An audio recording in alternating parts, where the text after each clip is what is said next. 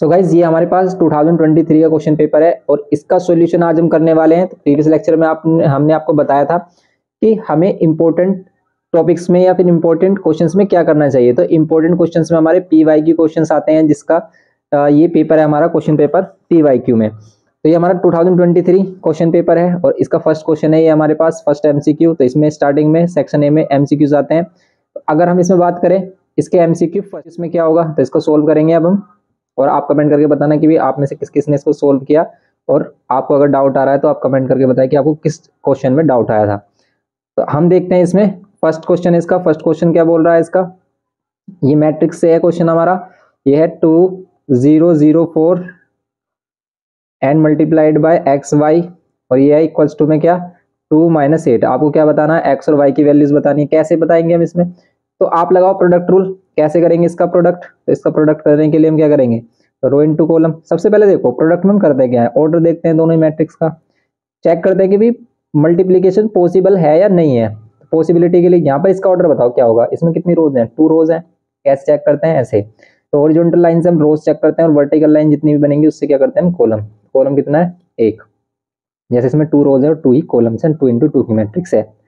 Okay, तो अगर आपको मैट्रिक्स में कोई भी प्रॉब्लम है तो हमारा इंट्रोडक्शन पार्ट आप देख लें उसमें, तो या फिर इसका बेसिक देख लें, आपको सभी चीजें क्लियर हो जाएंगी कैसे मल्टीप्लाई करते हैं। प्रॉब्लम सबसे ज्यादा बच्चों को मल्टीप्लाई में ही आती है। अब देखते हैं कि भी ये जो अंदर वाली वैल्यू वो इक्वल होनी चाहिए और ये बाहर वाली जो वैल्यू है वो डिसाइड करती है रिजल्टेंट मैट्रिक्स का ऑर्डर। मींस इन दोनों को मल्टीप्लाई करके सबसे पहले हम देखेंगे भी पॉसिबल है मल्टीप्लीकेशन या नहीं। यस पॉसिबल है, तो मल्टीप्लीकेशन पॉसिबल है और मल्टीप्लीकेशन पॉसिबल है क्योंकि 2 = 2 है, ये अंदर वाली इक्वल है। और इन दोनों को मल्टीप्लाई करके जो मैट्रिक्स बनने वाली है उसका ऑर्डर क्या आएगा, 2 × 1। मींस वो इस टाइप की एक मैट्रिक्स होगी जिसमें आपके 2 एलिमेंट्स होंगे। ये होगा हमारा A11 और ये होगा हमारा A12। ये A11 है फर्स्ट रो फर्स्ट कॉलम का एलिमेंट, ये क्या है second row first column, second row first column का एलिमेंट। इसे 2 1 बोलेंगे, 1 2 नहीं बोलेंगे। ओके, क्योंकि पहले रो तो रो कौन सी है, सेकंड, कॉलम कौन सा है 1। तो ये हो गया इसके एलिमेंट होंगे और इसको किसके इक्वल रखेंगे यहाँ पर 2 - 8। ये सिंपल सी छोटी सी बात है। अब इसको मल्टीप्लाई कैसे करेंगे, ये देखो मल्टीप्लाई कैसे करते हैं।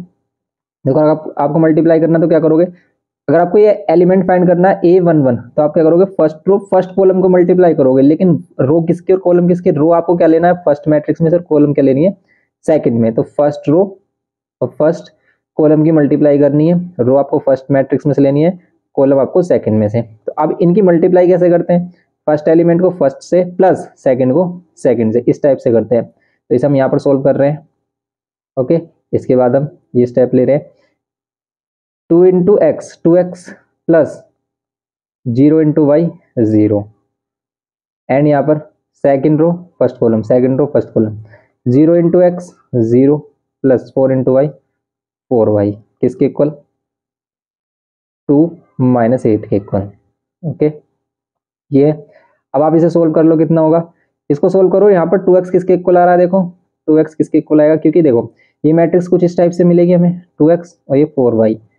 और अगर हमारी 2 मैट्रिक्स इक्वल होती है, 2 मैट्रिक्स इक्वल हैं, तो इनके कॉरस्पॉन्डिंग एलिमेंट्स भी क्या होंगे हमारे, then corresponding elements are also equal. यहाँ पर 2x किसके इक्वल होगा, 2x = 2 एंड 4y इक्वल होगा -8। यहाँ से आपको मिलेगा x = कितना 1, 2 से डिवाइड कर देंगे, और यहाँ पर आपको y = कितना मिलेगा -2। x की वैल्यू 1, y की वैल्यू क्या मिल रही है आपको -2। ऑप्शन क्या है इसमें से 1 -2, फर्स्ट ही ऑप्शन है इसका, तो इसका फर्स्ट ऑप्शन ही करेक्ट है। फर्स्ट ऑप्शन इसका करेक्ट है A, 1, -2। ये था ये क्वेश्चन हमारा, सिंपल सा क्वेश्चन है। तो ये हमने बिल्कुल डिटेल में आपको बताया है। अगर हम इसको करेंगे, देखो अगर आपको क्वेश्चन आता है और हम इसको कर रहे हैं स्पीडली कर रहे हैं तो ये काफ़ी जल्दी हमारा क्वेश्चन हो जाता। लेकिन यहाँ पर हम आपको अच्छे से समझाने की कोशिश कर रहे हैं कि भाई आपको हर चीज़ें क्लियर हो, छोटी से छोटी बातें हैं। ओके, तो अब हम इसमें देखेंगे सेकंड वाला क्वेश्चन। इसमें कह रहा है कि if x - 2 is a factor of x³ - kx, तो हमारे पास क्या है, ये x³ - kx ये पॉलिनोमियल है और इसका फैक्टर क्या है, x - 2 इसका एक फैक्टर है। x - 2 अगर इसका एक फैक्टर है, इसका मीन्स अगर x - 2 इसका फैक्टर है और हम रिमाइंडर थ्योरम लगाएं और यहाँ से क्या निकालें, x की वैल्यू निकालें 2।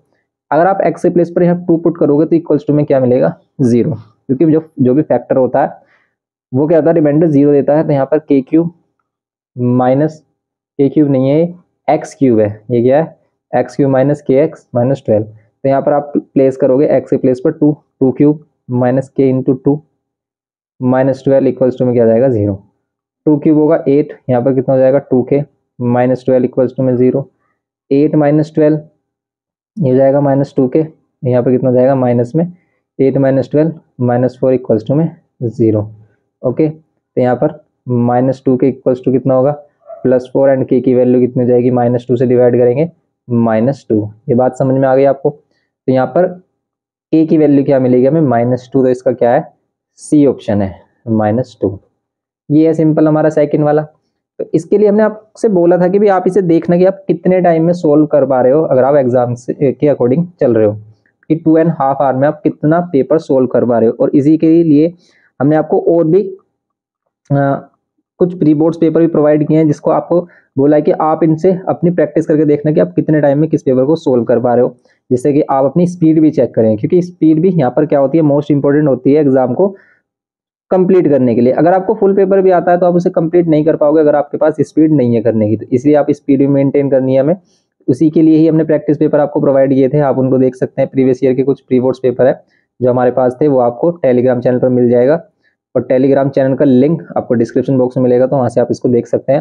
अब हम करेंगे इसमें नेक्स्ट थर्ड वाला क्वेश्चन। देखो सर्कल से है, और सर्कल वाले अगर न्यूमेरिकल वैल्यूज फाइंड करने वाले क्वेश्चन होते हैं, सिंपल होते हैं अगर आपको कॉन्सेप्ट पता है उसका कैसे होता है। हम सिंपल कैसे करेंगे इसको, देखो इसको करने के लिए क्या करेंगे, यहाँ पर एस पॉइंट और यहाँ पर क्या करेंगे हम आर पॉइंट है, यहाँ पर ये क्या है टी पॉइंट है। फिगर कुछ इस टाइप से आप स्क्रीन पर देख सकते हो। ओके, तो यहाँ पर क्या है क्यू है, यहाँ पर पी, और यहाँ पर ये हो गया एंगल 60 डिग्री। ओके,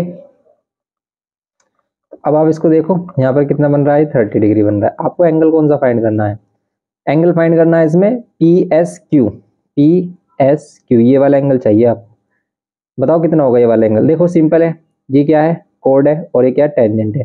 तो टेंजेंट और कोड के बिटवीन बनने वाला एंगल क्या होता है, ऑल्टरनेट सेगमेंट में बनने वाले एंगल के इक्वल होता है, ऑल्टरनेट सेगमेंट प्रॉपर्टी। तो ये भी 30 होगा, ये 30 ये 60, तो फिर ये कितना हो जाएगा हमारा ये 90 होगा। क्यों होगा 90, क्योंकि 30 और 60 90, और 180 में से 90 माइनस करोगे तो ये 90 आएगा। तो इसका मीनिंग कि भी ये क्या है 90 डिग्री है, इसका मीन्स इसका आंसर है डी। देखो देखते ही होगा ये क्वेश्चन भी हमारा। इस टाइप की जो क्वेश्चन है इसमें आपको इतना टाइम नहीं देना है, क्योंकि यहाँ पर आपको सॉल्यूशन तो दिखाना नहीं है, सिंपल आपको आंसर्स बताने हैं एमसीक्यू में। तो एमसीक्यू को आप जितना जल्दी हो सके उतना जल्दी सोल्व करने की कोशिश करें, और नहीं हो रहा है तो उसे परेशान ना हो, आगे प्रोसीड कर सकते हैं, उसे बाद में देख सकते हैं क्वेश्चन को। ओके, अब जैसे अब इसमें क्या कह रहा है भाई, नेक्स्ट क्वेश्चन आ गया है इसमें कि a letter is chosen at random. एक लेटर चूज करना है आपको random from the letters of the English alphabet. English alphabet में से लेटर्स को सिलेक्ट करना है आपको। The probability that the letter chosen is a vowel, letter क्या हो वोवेल हो। तो सिंपल प्रोबेबिलिटी ऑफ वोवेल बतानी है। अगर आपको टोटल लेटर होते हैं 26 में से वोवेल्स कितने होंगे, तो यहाँ पर क्या होगा फेवरेबल आउटकम्स कितने होंगे 5, क्योंकि वोवेल्स कितने होते हैं 5 आउट ऑफ 26, तो 5/26 इसका आंसर क्या आएगा बी। तो बी इसका आंसर है 5/26।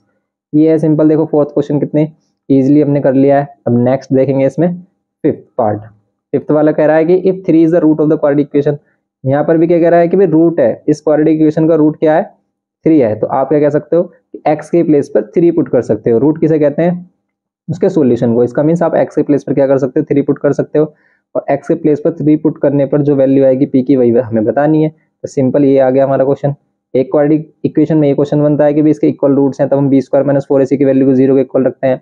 इस टाइप का क्वेश्चन बनता है मोस्टली। तो यहाँ पर हो गया हमारा 9 - 3p और +3 = 0। 9 और 3 कितना हो जाएगा प्लस का 12, और ये इधर आकर क्या हो जाएगा -12, माइनस से माइनस कैंसिल, p की वैल्यू हो जाएगी 4। फिफ्थ वाले का आंसर कितना आ रहा है, फिफ्थ वाले का आंसर आ रहा है ए 4, ये आ रहा है इसका आंसर। ओके, ये करना है इसमें सिंपल फिफ्थ वाले में। अब ऐसे ही हम करेंगे इसमें नेक्स्ट सिक्स पार्ट इसका। तो यहाँ पर देखते हैं इसका सिक्स पार्ट कह रहा है कि in the given figure angle ये गिवन किया है आपको 70 और ये पीसी वैल्यू गिवन की है 6 एंड ये एसी की वैल्यू 4 सेंटीमीटर गिवन की है।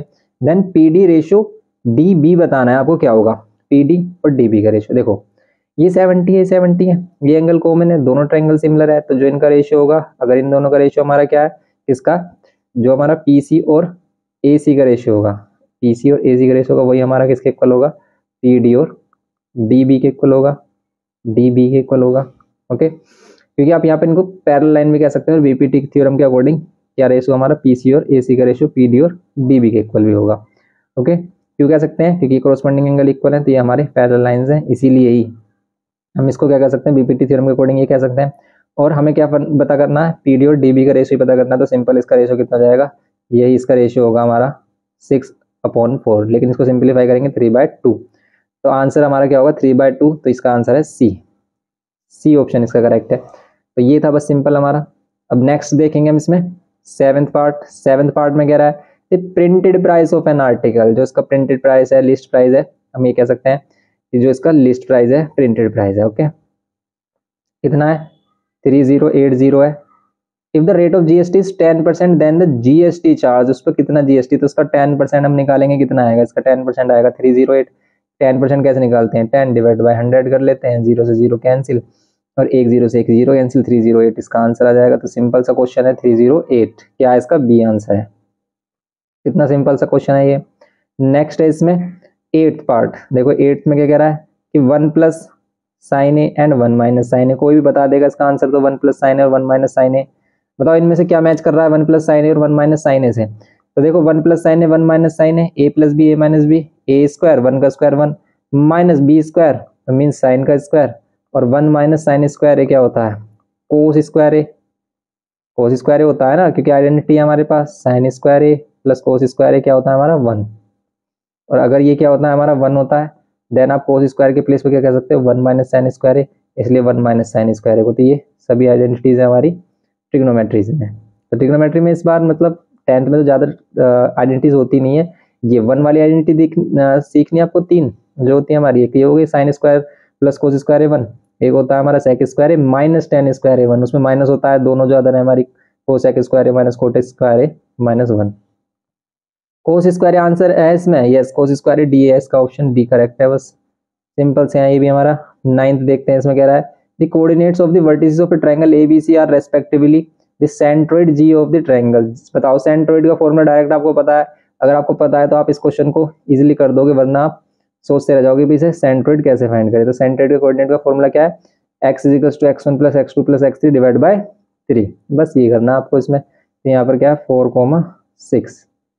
अगर इसका सेंट्रोइड फाइंड करना है, इसका सेंट्रोइड फाइंड करना है तो क्या होगा इसके coordinate, x1 + x2 + x3 divide by 3, y1 + y2 + y3 divide by 3, ये करना है हमें। क्या होगा इसमें, x1 की वैल्यू क्या, देखो अगर आप इसे x1 इसे x2 इसे x3 कह रहे हो, तो ये क्या हो जाएगा हमारा -4 + 6 + 4 डिवाइड बाय 3, एंड यहाँ पर ये y वाली वैल्यू, ये x1 y1 x2 y2 and ये x3 y3। फिर यहाँ पर y1 की वैल्यू -2 प्लस y2 की वैल्यू +2 प्लस y3 की वैल्यू 6 डिवाइड बाय 3। कर लो इसे सोल्व, ये कैंसिल, ये 2 और यहाँ पे ये कैंसिल, 3 2 जा 6, यहाँ पर 2 2,2 इसका आंसर है ए इसका आंसर है सिंपल 9th वाला होगा। देखो कितनी स्पीडली हम इनको कर सकते हैं। तो अगर आपको कॉन्सेप्ट क्लियर, तो ये एमसीक्यू वाले क्वेश्चन में आपको विद इन 15 सेकंड में आप इसको सोल्व कर लोगे। नेक्स्ट देखते हैं, इसमें कह रहा है कि nth term of an arithmetic progression. तो nth टर्म, जब ये जनरल टर्म आपको अपने से देगा तो आपको उसे वही nth टर्म वही लेना है, और वो आपसे 10th टर्म बोलेगा तो बस आपको a के n के प्लेस पर 10 रखना है, 10th टर्म के लिए 10 निकालना है, यहाँ पर 10 रखेंगे +5 कितना जाएगा 20 + 5 25। सिंपल सा क्वेश्चन है तो हमारा 25 सी आंसर है इसका। ओके, नेक्स्ट देखेंगे इसमें 11 कह रहा है कि the mean proportion between 4 and 9 के बिटवीन मीन प्रोपोर्शन कैसे निकालते हैं। या तो आपको पता होना चाहिए कि मीन प्रोपोर्शन कैसे फाइंड करते हैं हम, या फिर सिंपल हम क्या कहते हैं कि मीन प्रोपोर्शन ये कह रहा है कि इनके बीच में कोई वैल्यू है, तो आप क्या करो इन दोनों का रेशो इन दोनों के इक्वल, मींस 4/x का रेशो किसके x/9 का रेशो, x इधर जाकर मल्टीप्लाई होगा, x² हो जाएगा, 9 4 36 और यहाँ पर ये x², यहाँ पर स्क्वायर रूट लगाएंगे हम 36 के ऊपर, तो x की वैल्यू जाएगी 6। ओके, तो मीन प्रोपोर्शन कितना आएगा 6 आएगा इसका सिंपल। तो ये है, या फिर हम इसका फॉर्मूला डायरेक्ट बताया हमें कि मीन प्रोपोर्शन क्या होगा इसमें, √x² √a × b। फिर करते हैं इसमें हम इसका 12th पार्ट में कह रहा है कि which of the following can not be determined graphically from the group frequency distribution. इसमें से कौन सी वैल्यू हम ग्राफिकली डिटरमाइन नहीं करते हैं, तो मीडियन करते हैं, मोड करते हैं, क्वार्टाइल करते हैं, मीन नहीं करते, तो बस इसका आंसर है डी मीन। मीन को हम कभी भी ग्राफ से फाइंड नहीं करते हैं, इसे हम कैलकुलेट ही करते हैं। देखो ये तो सिंपल हमारा थियोरेटिकल क्वेश्चन है। 13 में volume of a cylinder of height 3 centimetre. एक सिलेंडर की वॉल्यूम है जिसकी हाइट 3 सेंटीमीटर, वॉल्यूम क्या है 48 पाई। आपसे कह रहा है रेडियस बताओ सिलेंडर का, तो सिलेंडर की वॉल्यूम होती क्या है बताओ, सिलेंडर की volume pi R square H होती है। ये पाई आर स्क्वायर एच की वैल्यू गिवन की है, पाई से पाई कैंसिल, आर की वैल्यू चाहिए, एच की वैल्यू 3 गिवन की है 48। 3 से इसको डिवाइड करोगे कितना आएगा 16 आ रहा है। 16 आ रहा है तो 16 किसका स्क्वायर रूट है 4 का, तो आर की वैल्यू हो जाएगी 4। माइनस की वैल्यू लेते नहीं रेडियस, तो इसलिए इसका आंसर 4 होगा, सी आंसर है। बस कितने इजी क्वेश्चन है देखो। ऐसे ही हमारे एमसीक्यूज आते हैं, ऐसा नहीं कि बहुत ही ज्यादा टफ क्वेश्चन मिलेंगे आपको, तो इसलिए डरने की कोई बात नहीं है, सिंपल क्वेश्चन मिलते हैं। अब कह रहा है ये 14th पार्ट में कह रहा है कि नवीन डिपॉजिट 800 एवरी मंथ, तो किससे है बताओ, क्वेश्चन कौन से उससे है, तो ये क्वेश्चन है हमारा बैंकिंग से। तो 800 मीन्स मंथली इंस्टॉलमेंट है उसकी 800 rupees. Recurring deposit account for 6 month, N की वैल्यू क्या है 6 month. If he receive maturity value कितनी रिसीव करता है 4884 at the time of maturity, then the interest he earn, कितना इंटरेस्ट अर्न होगा। देखो मैच्योरिटी वैल्यू वाला फॉर्मूला लगाएंगे इसमें, maturity value is equals to क्या होता है पी इंटू एन और प्लस में आई। जो भी हमने डिपॉजिट किया उसमें अगर हम इंटरेस्ट ऐड कर देते हैं तो हमें क्या मिलता है, तभी तो हमें टोटल मैच्योरिटी वैल्यू मिलती है। तो ये तो हम डिपॉजिट कर ही रहे हैं कि भी हमने 800 रुपीज पर मंथ 6 मंथ के लिए किए, तो हमने कितने डिपॉजिट किए हैं उसमें 8 6 48, कितना किए डिपॉजिट हमने 4800, लेकिन उसमें हमें इंटरेस्ट कितना मिलेगा वो तो यहाँ से मिलेगा हमें 4884। तो ये 4884 और यहाँ पर कितना मिल रहा है हमें 48 जा 8 6 जा कितने होते हैं 48 4800, तो बस 4800 इसमें से माइनस कर दो 84 ही तो आएगा, इंटरेस्ट आएगा हमारा 84। तो बस हम इंटरेस्ट कितना अर्न करेंगे 84, आंसर कितना आ रहा है इसका ए वाला करेक्ट ऑप्शन है हमारा।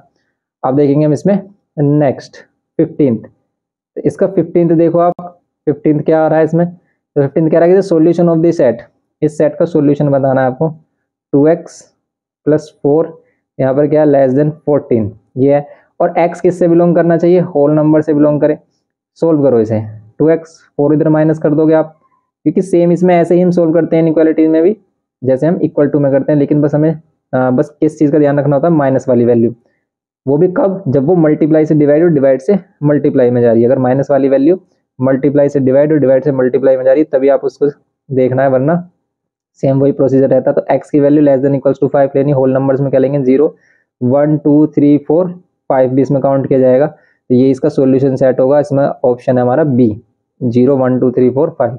अगर नेचुरल नंबर बोलता तो 1 2 3 4 5 होता, होल नंबर बोल रहा है तो ये होगा 0 से स्टार्ट। ओके, तो बस यही करना था इसमें, ये हमारा 15th क्वेश्चन। तो ये एमसीक्यूज है इसमें, और देखो सिंपली हमने कितनी जल्दी से क्विकली ये एमसीक्यूज किए हैं। तो अगर आपका कॉन्सेप्ट क्लियर तो आप इनको भी क्विकली कर सकते हो। तो अब इसके नेक्स्ट पार्ट में हम देखेंगे कि भी इसके जो अदर क्वेश्चन है हमारे डिस्क्रिप्टिव टाइप वो कैसे करने हैं। ओके, तो आप इसमें अभी प्रिपेयर करें, इसके सभी क्वेश्चन करके देखें, अगर आपसे नहीं हो रहे कमेंट करके बताएं, तो उसे नेक्स्ट लेक्चर में हम कंप्लीट करेंगे। मिलते हैं नेक्स्ट लेक्चर में। वीडियो इन्फॉर्मेटिव लगाओ तो प्लीज़ लाइक शेयर सब्सक्राइब करना, मोस्टली बच्चे सब्सक्राइब ही नहीं करते हैं और लाइक भी नहीं करते हैं। लेकिन अगर आप सब्सक्राइब और लाइक भी नहीं कर रहे हो तो कम से कम इतना जरूर करें कि इसकी प्रैक्टिस जरूर कर लें, कि जिससे कि आपको एग्जाम में हेल्प दे सके।